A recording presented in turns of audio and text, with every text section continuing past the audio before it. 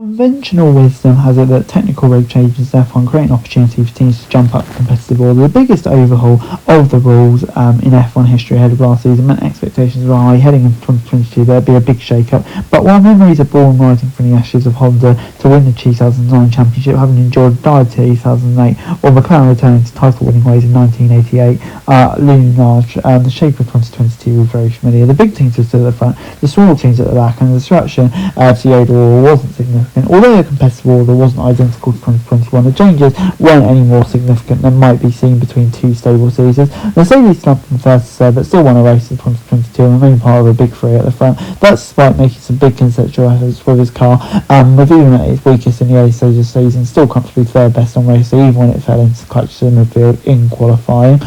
Ferrari re-emerged as a race-winning force, having topped the midfield year before, but the part of that stretch through was recovery dating back to various engine technical directives that costed performance in 2020. Ferrari was in that league group in 2019 and simply reclaimed its place in the natural order last year. The biggest movers further down the order were AlphaTauri, which shot 3 places from 6 nights, and Alfa Romeo, which went in the opposite direction. What's more, Alfa Romeo's initial grid form dropped off partly because it gained from being the only team on the minimum weight limit, while AlphaTauri underachieved with a car that was quick enough to be 7th. By and large, there was just a small shuffle within the established order. Midfield teams were still midfield teams, and the leading outfits had a significant advantage over the rest. In fact, the top three increased its share of the points from 69 to 78% in 2022 compared to 2021, and the Red Bull, Ferrari, Mercedes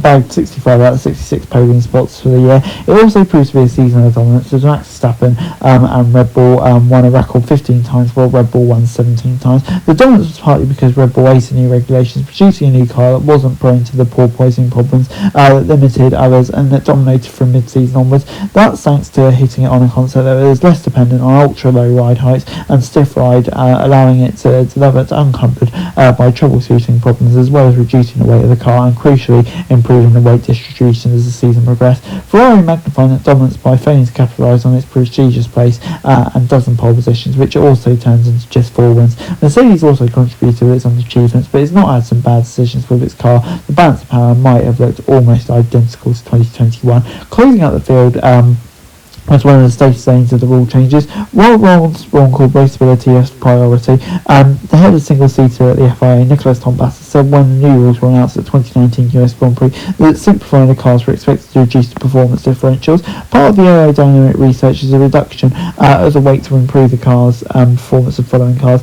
He said in 2019, we've also sought to simplify the cars to final shapes and to desensitise some areas leading to lower performance differentials. So we hope the new aerodynamic regulations will mean the difference between the slowest and the fastest car will be smaller. So has it worked? If you use his measure of difference between the fastest and the slowest car as a metric, then yes. In 2022, Williams were the slowest team, 2.6% off the pace from last year. Last year, Haas were 3.3%. Though a limited metric, given often the slowest team is having an unusually troubled season, and that was certainly the case with the 2021 Haas, which was based on minimal development to allow maximum focus on this year. However, it's respectable enough starting point, and it was always expected to take time for these rules to fully close out the field.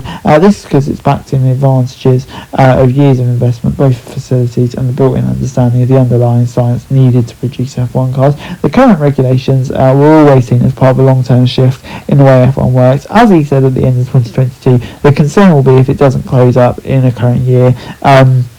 He said it wasn't a surprise that teams were dominating. The effects of the cost cap will take years to take place. There's still an initial advantage to people, so initially it was bound to still be the well-off teams that adapt better to the rules. It was an outcome of being the first year of the regulations. I think the gaps were very low for the first year in the regulations. It was the 5th year or something like that. It'd be a bit more worrying, but it was actually the first. And if you look back at the first year's regulations, either 2014, 2009, 1998, whatever, those first year we usually had some fairly big gaps. This year it's been much less than that. It's important to remember that we're not just about the technical regulations, but also the cost cap. While this was introduced in 2021, it was conceived as part of the rules and regulations. It just that the technical regs were deferred by a year because of the financial impact of the pandemic. The financial regulations were not put back in. In fact, they were tightened up with the cost cap figure reduced. The cost cap baseline figure for the whole year was 140 million last year, although it drops to 135 this year, although the real number will be higher when various judgments are taking place.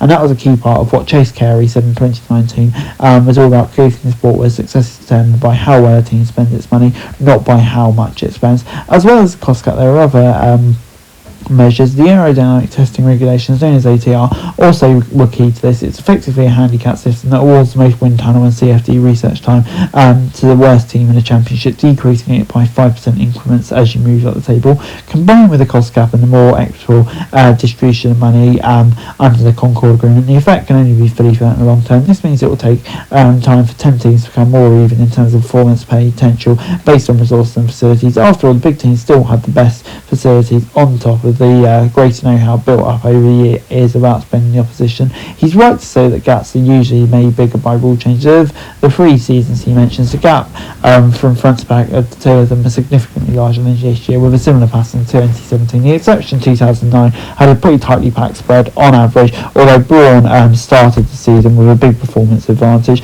Despite Red Bull's 2022 dominance, it was a success for the start of the new rules. The order may not have been scrambled drastically, and competitor spread is bigger than most would like, but it's still a solid starting point. With spending control, the tech regs offering limited opportunity for extracting increased aero performance, and the engine freeze locking in similar performance across the 4 PU manufacturers to relatively similar levels. It should get hard to dominate. As the rules remain stable for the next 3 seasons, things could get a little closer over time, and if a competitive spread is smaller, it takes less of a swing for teams to jump up and down the others, depending on how good a job they do. It was never realistic to expect the new rules would shatter the established order and create a new one, given the substantial baked-in advantage of bigger teams. But it's important to note, regardless of the reg, there will always be teams that operate better and continue to do a better job. The idea of having 10 teams all producing cars with similar pace is a pipe dream, as proved with competitive spreads in one make series. This will always be some teams that are better than others,